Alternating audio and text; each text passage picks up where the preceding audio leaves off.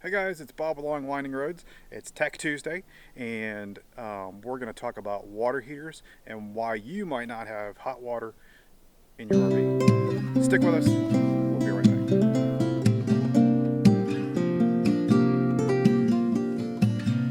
Okay, so I was on the Texas RV camping forum or group on Facebook the other day, and somebody had a question as to why they didn't have hot water in their RV. They had just gotten the RV. Apparently, PDI wasn't that great for them.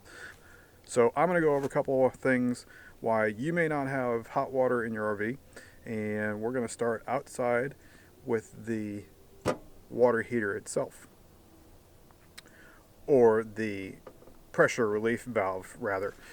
Pressure relief valve is right behind this door right here, and let me get this opened up.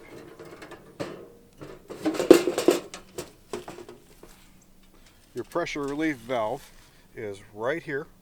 So what you want to do is, before you even turn on your electricity or your propane, you want to make sure that you have water coming out of here. And to do that, you can just pull this tab out and water will start spraying out of here. And then once you make sure you have water in your tank, what you can do is you can turn on your electricity. Sometimes you have just the one switch out here, and then sometimes you've got a switch on the inside as well. Here's your propane setup. Your propane switch is definitely going to be on the inside. So that's the first thing you do, is you hook up your water and then you open this valve and make sure that you've got water coming out of here. And then let's go inside. All right, guys, now we're inside, and the next thing we want to check is we can turn on a water faucet either in a bathroom, the kitchen, whatever. You want to make sure you turn on the left side, which is typically the hot side, or you want to turn on your slider. Some of the faucets, like my kitchen faucet, will go. It doesn't have separate hot and cold. You'll have a little red or a blue dot on your handle. So you just want to slide that handle towards the red and then open that up. Make sure that there's water flowing through. That's another way to make sure that you've got water in your heater tank if you don't want to do the outside trick. Okay, guys, here's what I was talking about on like my kitchen faucet.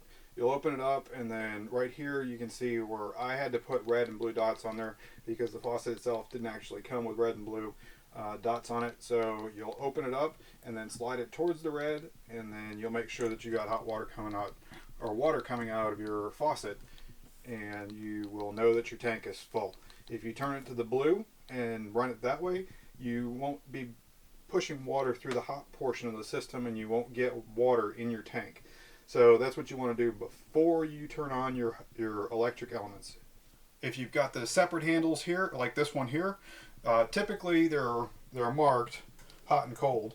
But if they're not, your left is almost always your hot. That's how it's supposed to be set up. If the plumber and the RV factory set it up backwards, of course your hot might be on the right, but typically it's supposed to be on the left. Remember, there was a switch on the outside that we turned on. Once we had electricity and water in our tank, you don't want to turn your switches on for your electricity before you have water in your tank, because what that does is it fires your elements dry. And if your element is dry, it only takes a couple seconds before it blows. It's just gone, dead. You won't have water or hot water on electricity once that element's dead. So on the inside here, you can see that we have a couple of switches.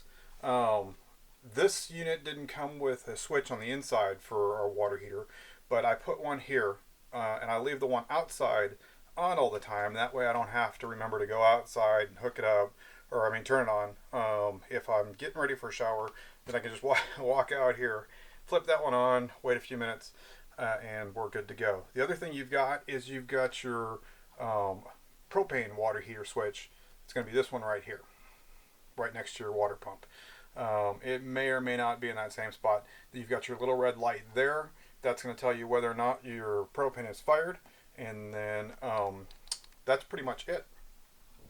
Okay, there's one last thing that I need to show you guys, and that's the bypass. So if your unit has been winterized, that's one thing that could be shut off, because what you don't do is put the winterization chemicals in your heater tank. So if you look here at your control panel, you'll see that you've got a bypass switch up here. So in mine, sideways like this is normal. If it's in the up position, it's bypassing the water heater, so it's not actually putting water into your hot system. Alright guys, well that's about it. The first thing you check is your water. The second thing you check is your electricity. Your switches, make sure they're both turned on, and that your unit is plugged in. So you'll check those two things, and then you'll check if you have your gas turned on and your switches on inside. Now you can also run both your electricity and your propane at the same time if you need to recover a little bit faster. You're using a lot more water, hot water than normal. Everybody's taking a shower. You got 6 people in the RV. They're all taking showers back to back to back, and you need as fast a recovery as possible. Run both the electric and the propane at the same time. And then you can also check your bypass switch out in your control panel, and that's pretty much it.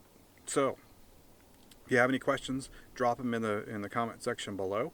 If you think I forgot something, or if your unit's a little bit different than mine and people would benefit from knowing what your unit has that my unit doesn't, drop it in the comment section below. Hit the like button, and then visit us over at www.longwindingroads.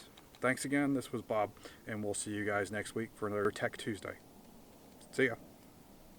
Thanks for watching. Before you leave, hit that like button, the subscribe button, and the bell so you get notifications as to when our new videos come out. Then head over to our website, longwindingroads.com. See you next time. Happy travels.